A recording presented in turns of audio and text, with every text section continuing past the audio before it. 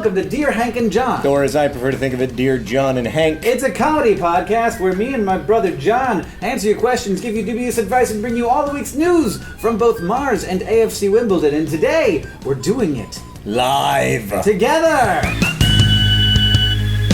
That's right. We are both right now in New York City. Why are we in New York, Hank? We're doing a thing with Save the Children.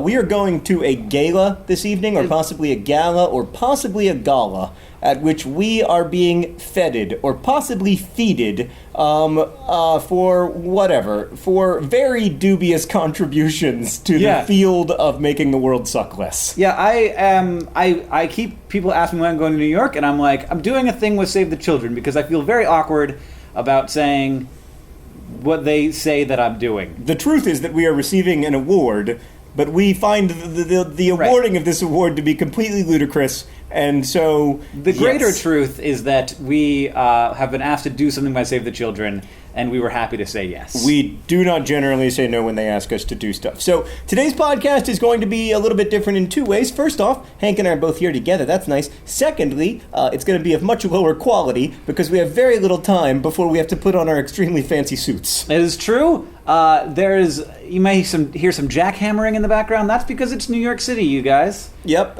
here in New York, where the jackhammers never stop. They are making things. That is actually, do you know, that's what they say. They say it's the city that never sleeps due to the 24/7 jackhammering. I believe that's the phrase. It started this morning at around 8, which isn't so bad. So, Hank, let me ask you real quickly, how are you doing? I'm good. I'm a little bit stressed because it's Pizzamas. Yes. And I need to make a podcast today and also a video and also go to a gala. Should we move directly in to the short poem of the day in that case? Sure. Hank, I would like to tell you something that is deeply true. I do not have a short poem for today.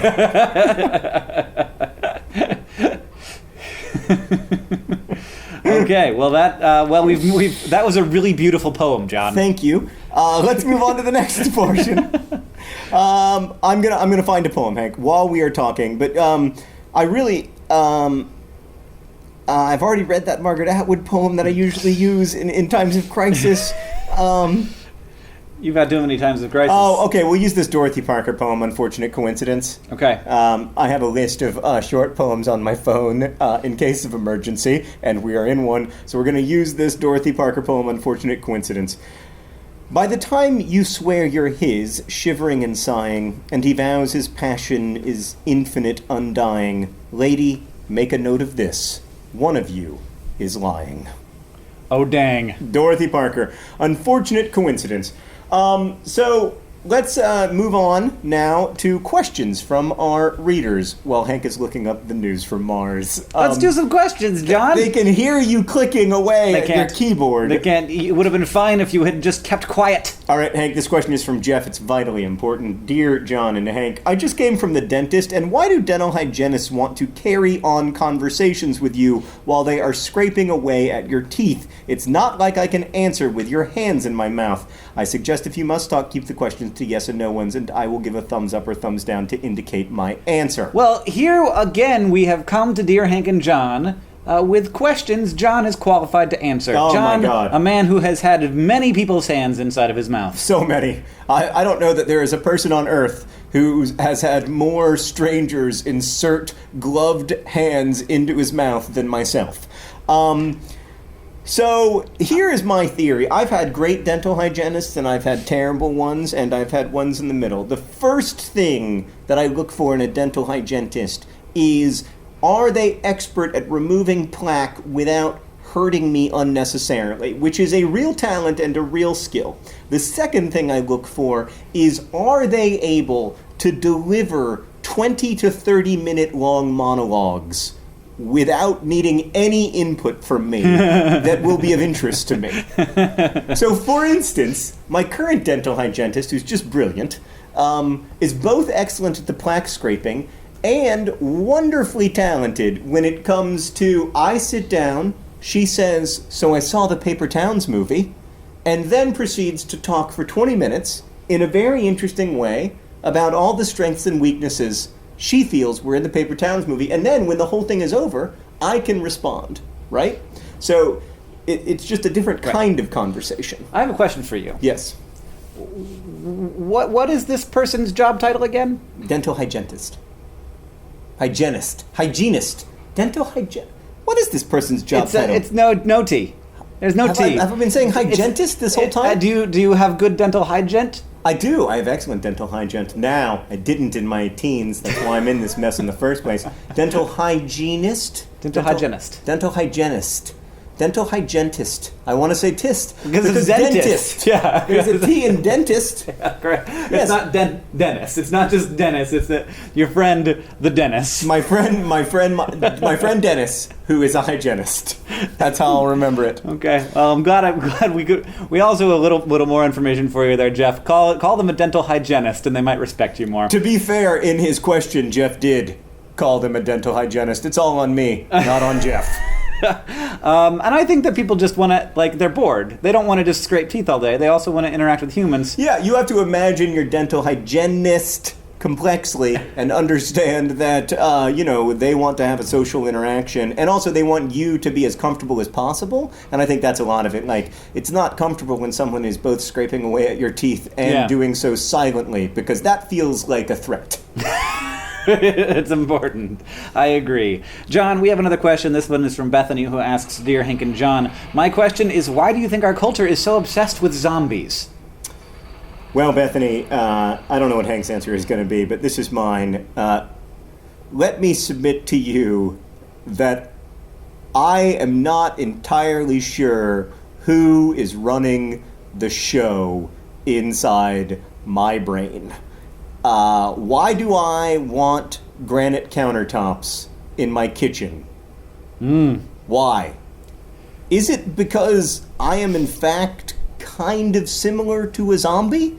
Is it because I am also not making conscious decisions? Is it because I am also sort of making the default choice because I don't really ultimately have control over my consciousness, but am in fact a cog in a much larger machine? That makes me think that maybe we write about zombies because we fear that we are zombies. I think we write about zombies and think about zombies because in the history of humanity, the scariest things have tended to be the things that kill us, and we are usually killed by as humans get killed by disease, microbes, mostly microbes. Yeah, nowadays, if your theory were correct. Let me argue. If your theory were correct, all of the you haven't heard my theory yet. I know what you're going to be, which is that the zombie is like a monsterization of disease. Instead of disease being this invisible cloud that is everywhere and you accidentally walk into it, it is a disease that attacks you physically, and that the disease is transmitted through violent acts. Unfortunately, I love that theory. I was so ready to disagree with you, but I think that's brilliant because I think that we are all afraid of disease, but we find it very difficult to personify disease. Right. Movies about diseases are scary, but they're not like horror scary. They're psychologically scary. Yeah, so you might have noticed, by the way, that Catherine just turned the shower off. No, so there's less background noise. We're doing this in record time, yeah, guys. I mean, this is, so if it just got quieter, that's because the shower has ended.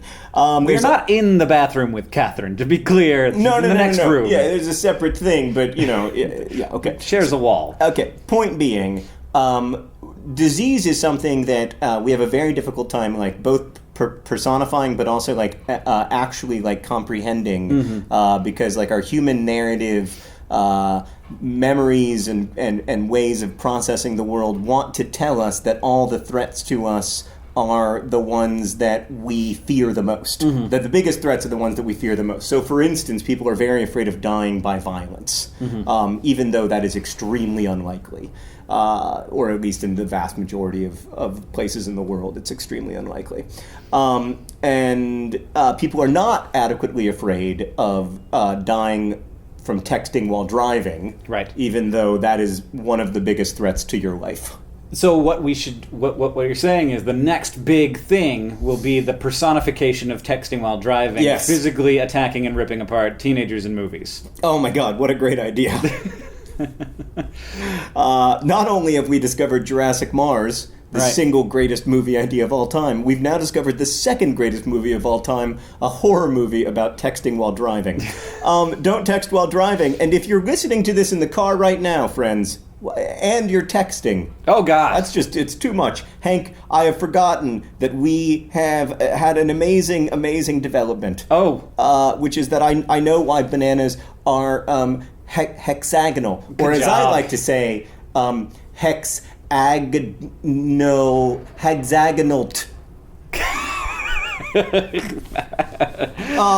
So we got a tweet from somebody explaining to us why bananas are hexagonal. Yeah, I just got to find it. Where is my liked tweets? How do you find the tweets? Likes. It's right there. Okay, so this is from Brilliant Botany, who seems like an expert based on their Twitter handle. Let me see if I can find out anything more. It's a blog about the amazing world of plants and how we study them. Total expert. Brilliant Botany, at Brilliant Botany, check them out on Twitter, writes, to answer the banana-shaped question, it has to do with the shape of the banana flower ovary. This is good. The banana ovary has 3 locules, chambers, with 2 lines of ovules in each. 3 times 2 equals 6, a.k.a. a hexagon.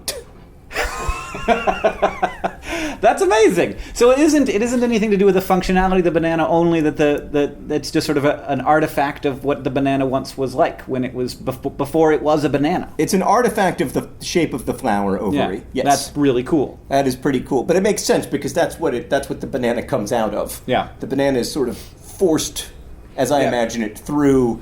You may now hear a hairdryer.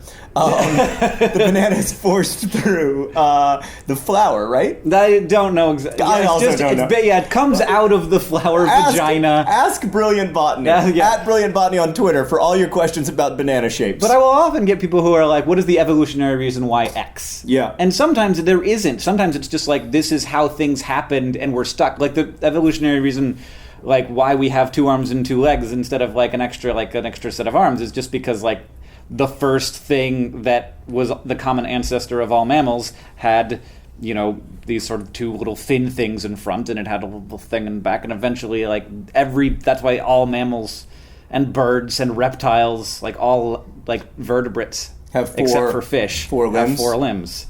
I've always wanted to have 6 limbs. I'd like Goro. To have 4 arms, like Goro in Mortal Kombat. Was that his name? Just checking. Yeah. If you hear Hank typing, it's because we were right. He's doing live research. Live research here on Dear Hank and John. Okay, Hank, I want to do a couple more questions. The thing that bothers me about Goro is that he has 2 sets of arms, but only 1 set of pectoral muscles. So I'm not exactly sure how that works. Right, how does he move the bottom arms? Yeah. Well, to be fair, though, as I recall, he wasn't a particularly effective villain at least in Mortal Kombat 2, which was the one I played a lot.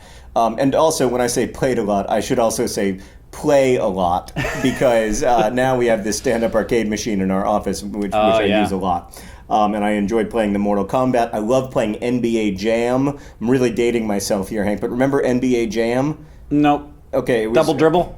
It was after Double Dribble. You've just dated yourself tremendously. No one who listens to this podcast was even alive when Double Dribble was released. That's not true. No, so NBA Jam, it was 2-on-2. And remember, it was amazing dunks. They could do they could spin while dunking, and then they would dunk, and then the announcer would always be like, abracadabra, or whatever. Mm-hmm. There's actually an account you can follow on Twitter. I think it's an NBA Jam account, and just occasionally it tweets one of the things that the announcer would say when someone dunked on NBA Jam. That's its entire existence as a Twitter. All right, let's answer another question from a viewer. This one is from Grell from Kyrgyzstan. That's the good question I want to get to at the very end. I want that to be our last question. It was such a good question. I wanted to get to it as quickly as possible, but I guess we'll skip that one from now. We'll get back to Grell's question at the end.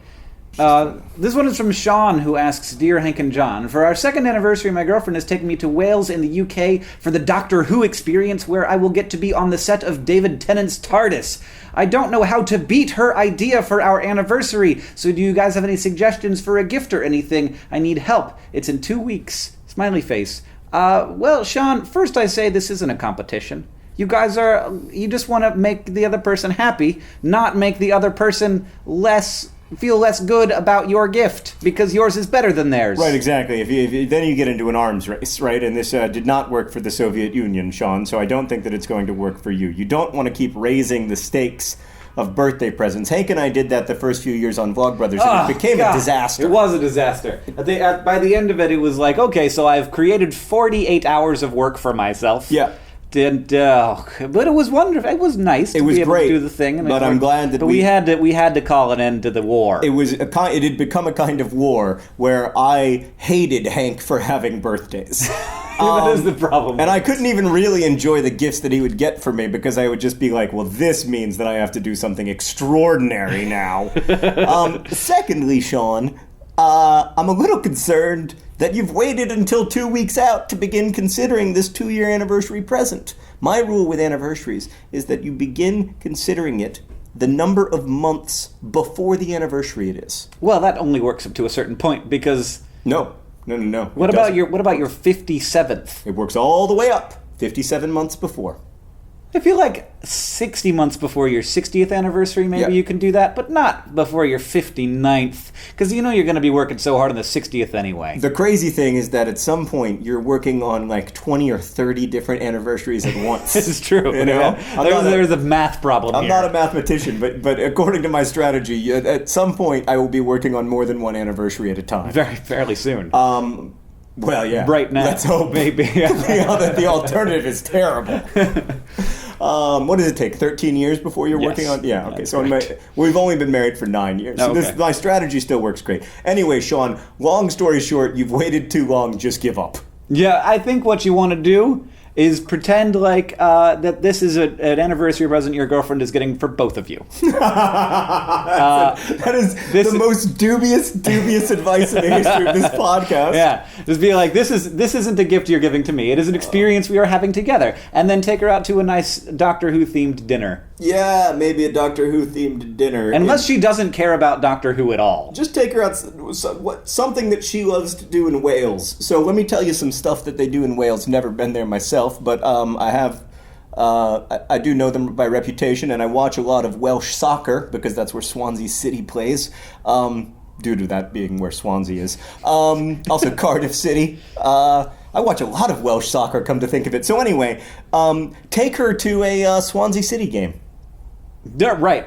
Yes, they seem to enjoy that. Well, you know what, Sean? I can't help but... I've got a question for you. If you're going to Wales in the UK, that implies that you don't currently live in the UK, which means that you're probably flying to Wales... probably going to take a train. From... If he's not in the UK... Yeah. He probably is going to fly he's not in the... I figured he was from No. Taking me to Wales in the UK implies that he isn't from the UK. Okay, yeah. So they're probably going to fly to... London, where AFC Wimbledon plays every Saturday. Oh, yeah. Oh my gosh, we've done it, Sean. You're going to an AFC Wimbledon game. It's so nice to be here with you in person so we could say that in unison, because our phones, when we're doing this, it's like there's this 3-second delay and it makes everything impossible. Oh, you're going to an AFC Wimbledon game, Sean's partner. Whether you like it or not. Happy anniversary. I'll even get you the tickets. They're $10. Gosh. Okay, we need to do one more question before we get to the question from Grell from Kyrgyzstan, which I'm so excited about Grell's question. Katie has a question that I quite like. I wanted to answer Will's question. Okay, well, you could do Will. Okay. There's 8,000 Katies out there who are like, it wasn't you. It wasn't you. It was a different Katie. I don't know if we have that many listeners, actually. I think you might have exaggerated. We don't have an abundance of Catherines. Ba-dum-bump. Oh! Okay. This question is from Will, who writes, Dear John and Hank, I've been a supporter of AFC Wimbledon since listening to this podcast. That's a great reason to start, and a great time to start. However, I recently learned that one of my absolute favorite podcasts ever, Freakonomics, also supports and sponsors an English league football team, the mighty Dun Cow Football Club. I can't seem to find any information on whether AFC Wimbledon and Dun Cow will be direct competitors because I'd hate to have to pick, and I'm not sure what I would do. Is this something I should worry about? It is something you should worry about because it implies that Dear Hank and John might be your second favorite podcast. And that's the biggest a concern problem. to me. Another concern is that Freakonomics potentially stole our idea. Yeah, I'm a little concerned that Freakonomics, they plagiarized us. That would be plagiarism, I mean, right? frankly, what are the odds that why would this idea happen twice? It is a dumb idea. Yeah. So it should not be something that happened 2 times. So if I were you, I would not be terribly concerned. I'm looking up right now on where precisely Duncow FC is in the world. It does not seem that they are very likely to ever play AFC Wimbledon. Here's a couple of reasons. They are a Sunday football team. They're like a Sunday league team, which means that they're probably below the 9th division. So they'd have to get 6 promotions. Yeah. So either the earliest AFC Wimbledon could play Duncow FC, I think, is in 3 years if AFC Wimbledon were relegated in 3 consecutive years and Duncow were promoted in 3 consecutive years. Yeah. That seems very unlikely to me. Yeah, Not least because AFC Wimbledon is 9th in their league. Oh, it's such great news. I don't want to get ahead of myself. But yes, I think you're okay. I don't think Duncow is ever going to play AFC Wimbledon. If they do, it will be a big moment for us, though, because we will find out if Will prefers Freakonomics or Dear Hank and John. I'm terrified. What was the question from Katie? There was a question from Katie. Katie asked, Dear Hank and John, around the time we started college, I did something to my best friend that was very selfish and unkind. We remained friends despite this, but eventually my guilt took over and I began to distance myself to the point where we no longer speak.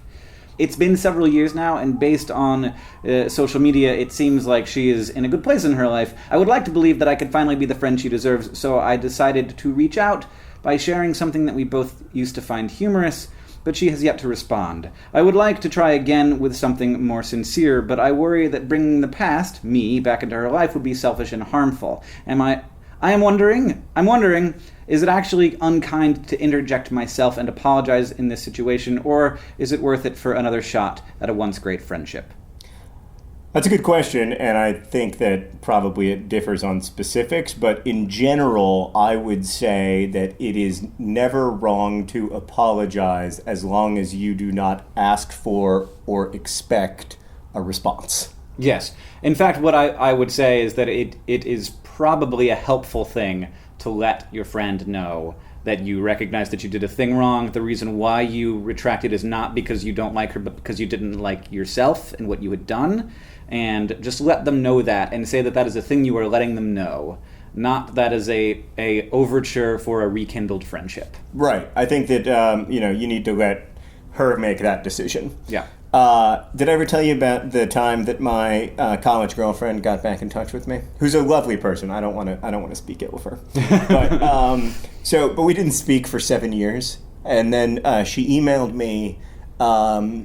And she said, I thought you would find this book interesting. Dear John, I thought you would find this book interesting. Signed her name. Mm-hmm. And I was like, you're kidding me, right? That's it? Like, we didn't talk for 8 years, and then you just saw a book on Amazon, and you were like, oh, that reminds me of that guy. But anyway, it actually led to a very productive conversation. Do you know what that book was? I do remember it, yeah.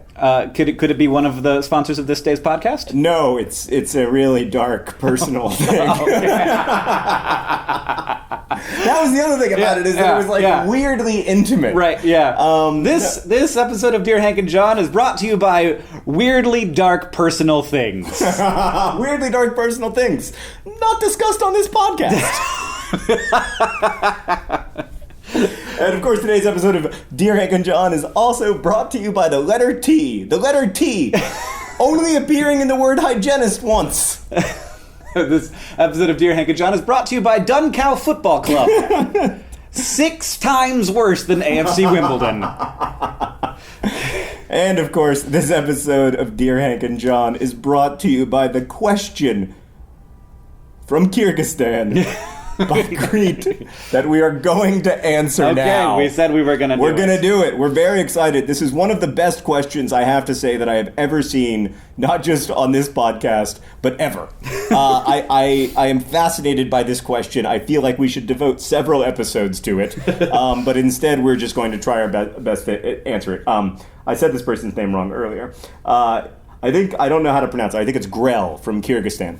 Dear John and Hank, Yesterday, my teacher asked, which one of you would like to own a Ferrari? And everyone raised their hand. Then he asked, but what if you knew that everyone else in the world also had a Ferrari? And almost everyone put their hands down. This got me to thinking about you, and by you I mean people from the West. You often refer to countries as developed and developing, which to me sounds as if you're hoping that one day we'll all be quote-unquote developed. But how is that even possible? Sure, you could probably make it so that everyone in the world had food to eat and didn't die from preventable diseases, but other than that, there is absolutely no way for everyone in the world to have the same quality of life as you do in the West, and some countries in East Asia, of course.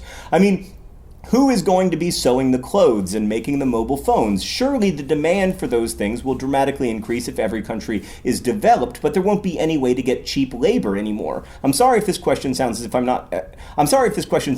putting blame on anyone. I'm really not. I just don't understand. That is a great question. Yes, it is kind of the question of modern economics. So, panic or not? The optimist's response to this question is that the overall size of the pie can increase. And so while there remains, people with smaller slices. Exactly. So while there remains economic inequality, the overall size of the pie can increase. And we have seen this with hundreds of millions of people emerging from poverty in the last 30 years, mostly in China and Brazil and India, countries that have developed dramatically. But what we mean when we talk about quote-unquote emerging from poverty often means going, from a place where you are in that extreme poverty that Grell's writing about, where you don't have food security, and people often die of preventable diseases, to going to a place where you're making $10 a day instead of $2 a day or $1 a day. And that's not what we would think of in the West as, middle class or as or even working class. We would think of that as poverty. Yes. Yeah. And there are a number of big questions here. I mean, we start out with the question of whether wanting something necessitates inequality, because you only want the things that you can't have, and if everybody could have it, then you wouldn't want it. If it were just if it were a Yugo, you wouldn't want a Ferrari. If every person had a Ferrari, who cares? Just now, it used to be a luxury item to have a refrigerator in America, and it no longer is. Right. The refrigerator example is actually the example that I would use in terms of what I think about with development. I do think that we can live in a world where everyone has a refrigerator. Yes. And I think that would dramatically increase quality of life for billions of people, and I think that is a good goal. I think that living your life in a way that requires or necessitates an underclass is very problematic, and that almost everyone in the West lives their life that way, including you and me. Yeah. You and I, including you and me. Yes. And me. I'm sticking with my original. And the hope is that there is a future in which those products can be created without a necessary underclass. Right. I mean, a little bit that is the hope. I mean, I think that's a very optimistic hope. I think that, anytime you're pinning all of your hopes on sort of mere capitalism, if anytime you're pinning your hopes only on the market, I think that you are maybe being too optimistic about what markets can do. But not just what they can do, but what they tend to do. Yeah, what they tend to do is they tend to put a lot of money in a few hands. Yeah. And that's true. I mean, I don't want to sound like a Marxist, but we've seen it happen. But Marx was a good and interesting political economist. So I think that we do. When you say, sure, you could probably make it so everyone in the world had food to eat and didn't die from preventable diseases, let's just stop there and say, yes, let's do that. Yeah. I think that is a good goal. I remember being when I was in Ethiopia with the CEO of the Gates Foundation, Sue Desmond-Hellman, I think is her name. I said, this is so complicated. I feel overwhelmed by the complexity of the problem of poverty. I feel overwhelmed by how do you address the infrastructure problems? How do you address access to things like better seeds, so that the corn is as high as it is in Indiana where I live, and not coming up to my knee. How I don't have any idea how to fix any of this, and it is completely overwhelming. And I think rotavirus vaccines are great, but I am totally overwhelmed. And she said to me, you just jumped over something that I think is very important, which is that rotavirus vaccines will save 100,000 lives of kids under the age of 5 in the next 10 years, and that's 100,000 mothers who don't have to bury their children. And I think we in the West need to do a better job of listening to people in the poor world in Ethiopia when they ask us what they need, what they want, what their goals are for their lives. And what the number one thing that I heard was clean water, and I want my kids to live and get an education. And so those are my development goals, is to listen better and then respond. But I also think it's really interesting to hear from, Kyrgyzstan is a middle income, what we would call in development, a middle income country. It's very interesting to hear that perspective, because a lot of times we don't. Right. Anyway, it's a great question that I don't have a great answer for, obviously. I don't know if you do, Hank. I just talked a lot. I talked as much as I could. That's all I had. Do you want to move on to the news from Mars and AFC Wimbledon? Yeah, I'm still mulling this question. I feel like we should start a new podcast called Questions from Grell, in which just this one person asks us really interesting questions. Anyway, thank you for listening. We have to do the NARS from MEWS and AFC Wimbledon. Sounds great. In this week's Mars news, or Mars NARS. I call it NARS MEWS. In this week's NARS MEWS, the scientists have done a lot of research on how Mars became not wonderful.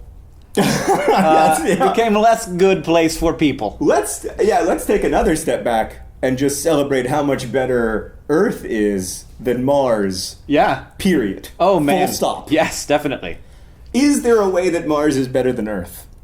No. No, not really. Really not.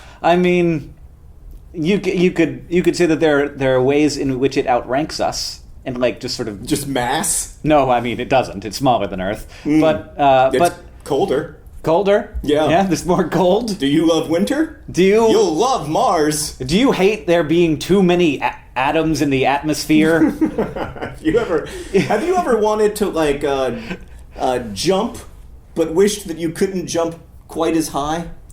You could jump higher on Mars. Damn it. I just told you it was less massive. And that it had less of an atmosphere. Yeah, well, that's the thickness of the atmosphere doesn't really hold you back that much. A little bit. A little bit. Stops you from going all the way out. No. Yeah, no, it does. If I were on Mars, correct me if I'm wrong, and I jumped, obviously I don't have great quad muscles, but if I was better at jumping, it would be easier for me to leave Mars's orbit. Yeah. It would be easier for me to leave Mars than Earth. Right. Well, yes, because of gravity. But if I wanted to get to Pluto, even that's almost all because of gravity. But I will tell you how you are right. Okay. If there was a ball the size of Mars that had Earth's atmosphere, it would be harder to jump off of that planet than it would be to jump off of Mars. Right. Because there's more atmosphere to push through. Right. So it's overwhelmingly a better place to play basketball. Except as long as you have a respirator. In a full spacesuit, yes. Mars is the worst. Why do we talk about it every week? Well, one of the reasons Mars is the worst is because once upon a time it had a nice thick atmosphere, but it no longer does. And the reason for that is the sun. The sun is great. Yep. It is a nice thing for us to have here on Earth. Strongly in favor. Life would mostly not exist without it, though it would a little bit in deep sea vents and such.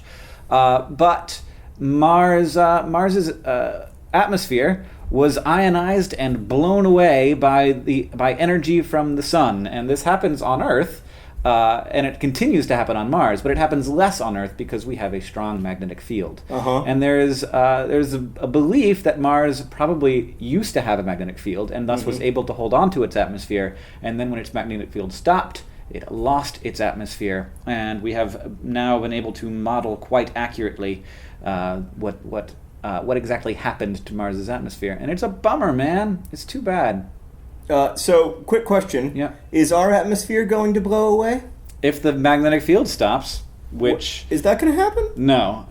I mean, potentially in billions of years. Oh, I'm not worried about that. We don't even have thousands of years. Let's get to the news from AFC Wimbledon. Let's celebrate what really matters. Yeah, so, right, because we are only going to be here for a little while, and all of the things that we learn about Mars while we are here will be rendered irrelevant by our inevitable non-existence as a species. And so will all the goals we have scored in soccer matches, but that doesn't not matter because both of those things matter to us. They matter now. They matter to us, which is the only kind of mattering. And in incredibly exciting news, AFC Wimbledon, you might remember the last podcast I talked about how they're going to be playing Portsmouth, a team that was once recently in the Premier League but then got demoted a bunch of times due to going bankrupt and is now owned by its fans, but they still have incredible support. I don't know if you know this, Hank. Portsmouth is actually, it's a town in England. It is. It has a port in the mouth of a river. No, incorrect. Oh. It is called Portsmouth because it is the place where port, the liquor, was invented. Oh. And the mouth is where you drink it. Really? No, it's because it's at the mouth of a river. It's because it's a port city. Yeah, because I'm pretty sure port must have been also invented somewhere where there was a port. No, it's total coincidence. Port is just, it's an anagram of trop, which is the kind of grape you use to make port. That is correct. You don't have to look it up, I promise. Don't even bother going to Wikipedia. I'm quite sure. You can just Google... Port wine. Yes, I'm right. We played Portsmouth. And do you know... It's a Portuguese fortified wine. Portuguese. It is from Portugal. It's from Portugal. Yes. Vino de Porto. Oh, Vino de Porto. Oh, interesting. Yep. All right, so it has nothing to do with ports then, except that Portugal has a bunch of them. Probably, I assume. Due to having all of Portugal, which is Portuguese for port. Land of ports. Portugal, which according to Spain has all of Spain's ports. Okay, right. Hey guys, so the news from Mars right. So the news from AFC Wimbledon is this. We played Portsmouth, who at the time were third in the table. And do you know what happened, Hank? Can you imagine the most dramatic outcome to a football game? Yes. What would it be? At the 89th minute, yes, the ball comes into the goal area, yes, bounces off the post, yes, bounces off someone's foot, yes, bounces off the post again, yes, bounces off the back of the goalie's head, yes, and into the goal! Yes! That's not what happened. It was a 0-0 draw. It was a 0-0 draw for AFC Wimbledon against Portsmouth. But that's great. It's a good point away from home against a team who's higher up in the table. So now we're 9th instead of 10th.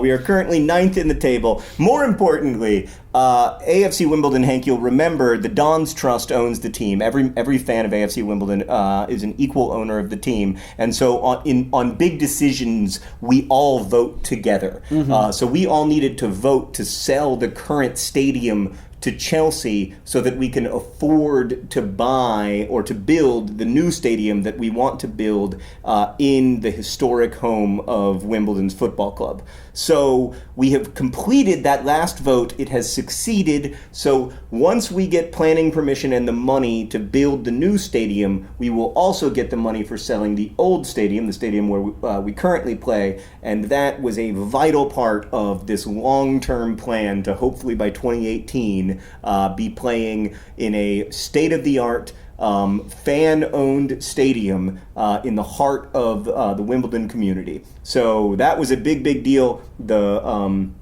The votes passed. It's all done, except now we need planning permission from the council, the local council there, and then we're going to need to raise just a small amount of $10 million. I have a question, John. Yeah. AFC Wimbledon is a fan-owned team. Yes. What would happen if AFC Wimbledon, due to the weirdness of the world, in 10 years or so, is throwing off $1 billion in profit a year? Would you get some of that? I mean, I don't think so. This is so far from ever being a concern that I've never heard a single Wimbledon fan discuss the possibility. My understanding is that if AFC Wimbledon were making $1 billion profit, that $1 billion would be invested back into the team or the community. So AFC Wimbledon also has a foundation where a percentage of their money goes, to support local charities and other initiatives. So it might go to the foundation. I don't think that it would go to me. However, I am ready to see that day when we are making that $1 billion profit. By the way, other football clubs that don't make a profit include Manchester United, Liverpool Football Club. Yeah. So I think it's pretty far down the road that we've got to worry too much about making money. All right. Well, John, this was a wonderful day on Dear Hank and John. What did we learn? Well, we learned that hygienist only has one T. We learned that John Green has had more hands in his mouth than any other human on Earth, according to John Green. We learned that globalization and development and Ferrari acquisitions are extremely complicated, and that anybody who claims to have absolute certainty about any of it is probably lying. And we learned that your anniversary is not a competition. But you should start planning several months in advance. Yeah. Love is not a competition, but, But it is. I mean, you do keep score, and there is a winner at the end, right? Whoever's around longest. That's Oh, it always ends in death here at Dear Hank and John. Thanks for listening to our podcast. If you want to ask us questions, you can do so at hankandjohn@gmail.com. Thanks to everybody who sent in questions this week. I'm sorry that there were so many good ones and too few to get to, but that's always the case. And what else do we say at the end here, Hank? You can find us on Twitter at Hank Green or John Green. This podcast is edited by Nicholas Jenkins. I can't believe that you just missed an opportunity to promote your own Snapchat. My Snapchat is at HankGRE. The theme music is from Gunnarolla, and as they say in our hometown, don't forget to be awesome.